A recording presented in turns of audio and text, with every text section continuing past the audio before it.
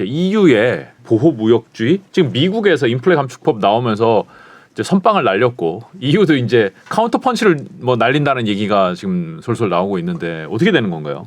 네, 지금 어떻게 보면은 미국이 이제 IRA라고 해서 네. 인플레이션 감축 법안을 갖다가 EU 그 의회 차원에서 바로 그 통과를 시켰고 유럽이나 우리나라나 일본 같은 경우는 아니 지금까지 같이 하자고 해놓고서 왜 갑자기 좀 억울하지만 북미산만 그걸 갖다 차별적으로 보조를 지급을 하느냐. EU 우리나라 다 지금 불만 제기하고 EU도 뭐 미국처럼 뭐 그런 차별적 보조금 뭐 이거 도입하자라는 얘기도 있고 네. 그리고 뭐 미국산 핵심 원자재법 뭐 그런 핵심 얘기하죠. 원자재법도 있고 또 미국산 구매법, 우선 구매법이라 해서 이제 그 유럽도 그런 거 만들겠다 아니면 뭐 보복 컨셉트가 이런 되면 굉장히 다양한 얘기가 하여튼 EU 내에서도 많이 나오긴 했는데 네. 근데 실질적으로는 이제 뭐 미국과 비슷하게 IRA 같은 그런 차별적 보조금을 갖다 지급하는 거에 있어서는 EU도 약간 만만치 이게 약간 어려운 것 중에 하나가 그렇게 비판했는데 네. 그럼 우리도 그럼 할게 이러기에는 또 영내에서 네.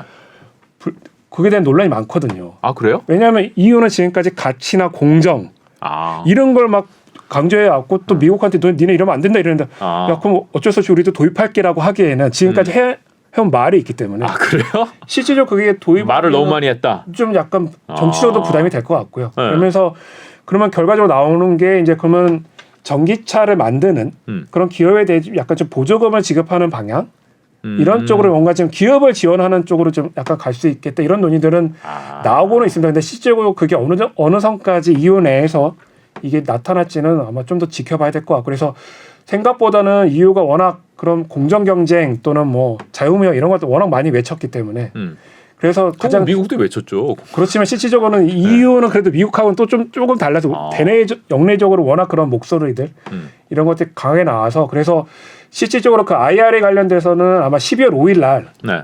지금 뭐 마크론 대통령하고 바이든 대통령이 정상회담도 하지만 네. 미국하고 EU 간에 TTC라고 불러서 이제 무역기술위원회가 12월 5일 날 있거든요. 네. 그때 아마 협상을 할 것 같은데 그때가 아마 약간 되게 중요한 변곡점, 전환점. 협상을 한다는 건 뭐예요? 그럼 EU도 북미산하고 비슷하게 쳐줘 이건가요? 그겁니다. 그래서 그걸 요청을 하고 있고요. 그럼 우리는 상관없는 우리도 거예요? 지금 계속해서 미국하고 얘기를 하고 있고 그래서 뭐 일본도 얘기를 하고 있고 그래서 지금 주요국들이 다 미국하고 협상을 하고 있는데 근데 이제 EU는 미국하고 이렇게 좀 정기적으로 만나서 대화할 수 있는 채널이 있다 보니까 그러면 TTC 회의할 때 한번 논의하자 이래갖고 좀 얘기를 하고 있는데 얼마 전까지 실무차원의 태스크포스를 갖다 결성을 해서 회의를 하긴 했는데 아직 만족스러운 얘기는 합의는 없어서 그래서 지금 마크론 대통령이 굉장히 강하게 아니 뭐 미국 입장에서도 우리 이거 하겠다 그랬는데 야 뭐 유럽 봐주면 일본도 봐줘야 되고 일본 봐주면 한국도 봐줘야 될 거고 뭐 다 봐줘야 되는데 그럼 이게 무슨 의미야 이러겠죠. 그런데 이제 실질적으로 그게 주요국 그 IRA가 통과되고 나서 미국 우리나라 뭐 일본 EU의 자동차 협회에서 다 일제히 성명서를 냈거든요. 그럼 그때 뭐냐면 미국도 그래도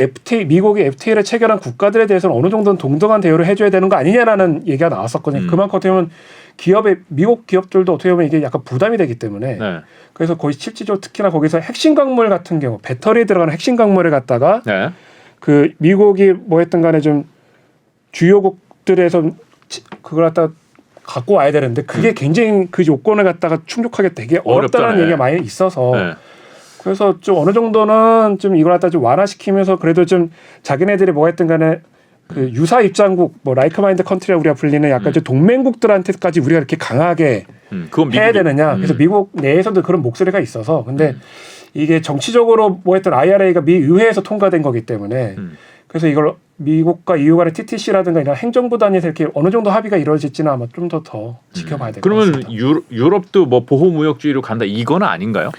그거는 이제 목소리는 계속 있는데 단일 시장 긴급 조치 이건 또 뭐예요?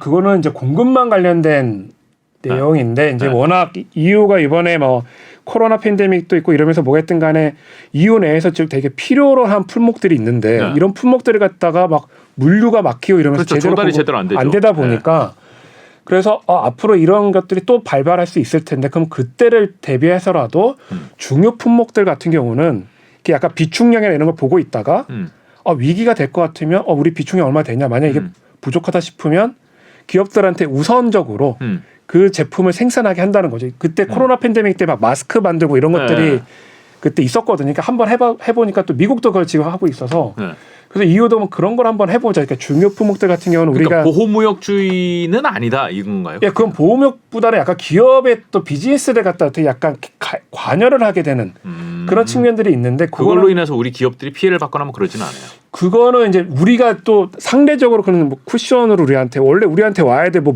품목들이 있는데 우리한테서 수입해 가야 되는 네. 건데 우리한테 뭔가 중간재를 우리한테 주거나 이래야 되는데 거기서 안 만들 수도 있는 우려 이런 것들도 있어서 그런데 그거는 뭐 EU가 이제 어떤 식으로든 그러다가 좀 최대한 우리가 뭐 기업의 어떤 그런 계약 행태까지 우리가 관여하려는 거 아니다라고 지금 얘기를 하고 있지만 그럼에도 불구하고 EU 기업에서는 이게 좀 EU 집행위가 우리들의 비즈니스를 갖다가 뭔가 개입하려고 하는 거 아니냐 이러에 대한 우려는 충분히 지금 계속 나오고 있어서 이거는 아직까지 뭐 최종적으로 법안이 마련되거나 이런 건 아니고 계속 지금 논의 중에 있기 때문에 이거는 뭐 그런 우려나 이런 것들은 뭐 이런 논의 과정에서 또 뭔가 그 방어 수단 이런 것들이 좀 만들어질 수도 있고 또 완화될 수도 있을 것 같고 그래서 그건 좀 더 지켜봐야 될 것 같습니다. 그러니까 미국이 보호무역주의로 가니까 그래 알았어 우리도 보호무역으로 갈게 이렇게 목소리도 나오고는 있겠지만은 실질적으로 그게 법안으로 만들어져서 통과될지는 조금 더 지켜봐야 된다 이 말씀인 거죠.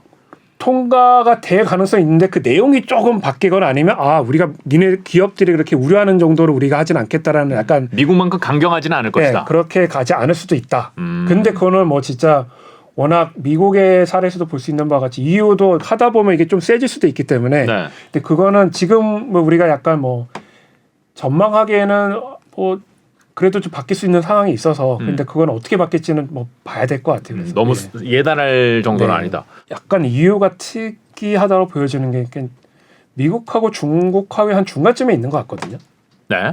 그러니까는 한마디로 뭐냐면 어느 편도 지금 저기 안 하고 자기네들이 OSA라고 불러서 우리가 뭐 개방형, 오픈, 네. 자율적, 네. 스트래티직, 오토노미, 자율성. 네. 그러니까 뭐예요? 개방형, 전략적 자율성이라는 말을 쓰거든요. 무슨 뜻인지 모르겠어요. 그러니까 그래서 네. 자율성이라는 걸 한마디로 뭐냐면 뭔가 외부적인 이벤트 때문에 자기네들이 뭔가 뭐 경제적으로 돌아가야 되는 게 안 돌아간다던가 이렇게 하면 안 되겠구나. 근데 특히 전략적으로 중요한 품목들 뭐 반도체가 됐든 요즘 중시된 반도체, 배터리 이런 품목들이 EU 역내 경제에 굉장히 중요한데 네. 이런 품목들이 잘 돌아가게끔 해야 된다는 게 중요하고 근데 오픈. 근데 우리는 누구랑도 대화를 할 수 있다. 네. 이게 OSA라고 불리거든요. 어떻게 다 해요 그거를?